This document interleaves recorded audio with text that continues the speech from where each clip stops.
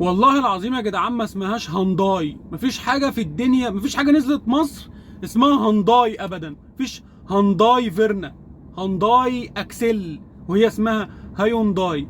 هيونداي فيرنا، هيونداي اكسل، هيونداي اكسنت. لكن هنداي ده مش نوع عربيه اصلا. يعني ده نوع حاجه بعجلتين بتمشي، انا مش عارف هي ايه اساسا. ما اسمهاش كيا. كيا ايه؟ كيا اسمها كيا. كيا، كيا سيراتو، كيا كارينز. مش كيا كده. انت بتغير، بتدمر اصلا، يعني بتدمر شكل العربيه وبتدمر اصلا منظر العربيه. ودي مش عربيه اساسا. مفيش عربيه في مصر اسمها كيا. زي ما فيش حاجه اسمها مرشيدس. انا معايا مرشيدس. ازاي؟ ازاي؟ ده العربيه نفسها تزعل منك. اسمها مرسيدس بكل رقه وادب واحترام كده. مرسيدس، مرسيدس. شفت يعني فرق شاسع بين مرسيدس ومرشيدس. اسمها سبرانزا. سبرانزا مش سبرانزا. سبرانزا ده ايه؟ ايه سبرانزا ده؟ ده هي عربيه صيني بس ما نهينهاش كده يعني. هي اسمها عربيه برضو في الاول والاخر وبتخدمنا. فيعني ما اسمهاش سبرانزا، اسمها اسبرانزا.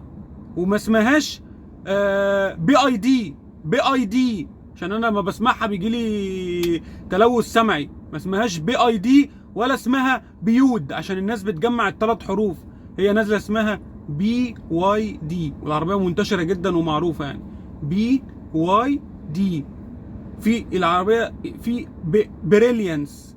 بريليانس مش بريليانس. ايه ده؟ ايه يا جدعان؟ اسمها بريليانس. اسمها سهل برضو. بريليانس مش بريليانس. ايه الاسامي دي؟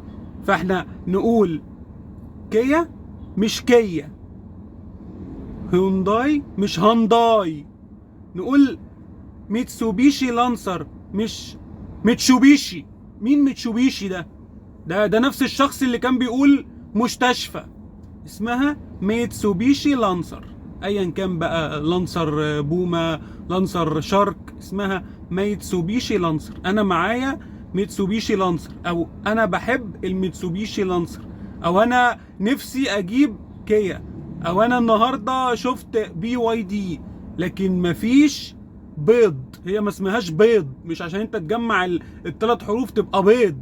هي عمرهم ما ينزلوها ويسموها الاسم ده، مش من قله الاسامي ان هم يسموها كده. اسمها بي واي دي، مش بيض ومش بيود.